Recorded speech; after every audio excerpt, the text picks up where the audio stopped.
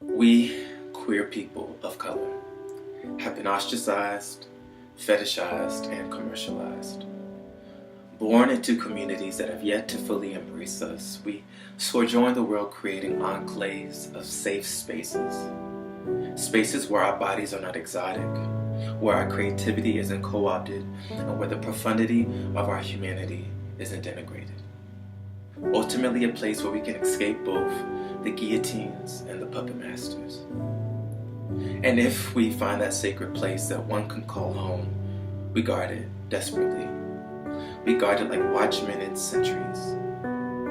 It is from this desperate love of our home, along with an unending need to protect its validity, its authenticity, its normalcy, and perhaps even its bourgeois fittingness, that we have left others behind.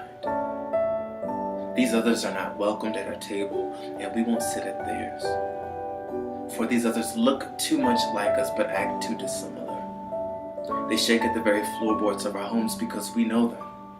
We know their pain, we know their struggle, and we know that when they fight, they are fighting for every yesterday they lost, just as much as they are fighting for the today they so desperately need to win.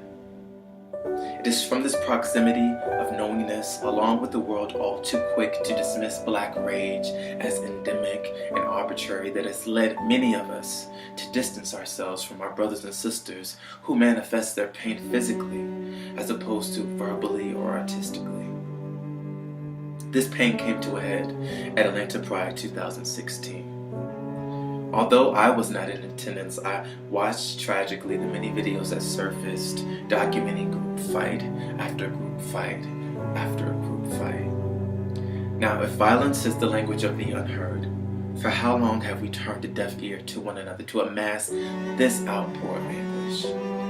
For how long have we turned a deaf ear to our transgendered siblings who may not have the money to make their outside reflect their inside completely, but have the full courage and audacity and honesty to walk out their house head high, heels high, and shoulders back? For how long have we publicly shunned any male deemed too effeminate or any female deemed too masculine for fear that simply being in their presence somehow called into question our newly secured normalcy and the very homes we just built? And how long have we looked down upon what we perceived as juvenile violence, or perceived lack of education, or lack of articulation with condescension? Why have we forsaken each other? We have allowed the rearing of our next generation, our beautiful children, to club promoters and reality TV. We are no longer our brother's keepers, nay, we tend to our own homes and our own yards, and when their screams get too loud and seep through our fences, we shut the windows because we know how it feels to be homeless. But they need you. We need you. I need you. Come to the table. There is a place for you here. Healers and artists, come to the table. Financial advisors and entrepreneurs, come to the table. Counselors and spiritual centers, there is a place for you here. We can no longer allow our next generation to be pillaged both emotionally and financially from club promoters and corporations who see black queerness as an opportunity to take and not invest.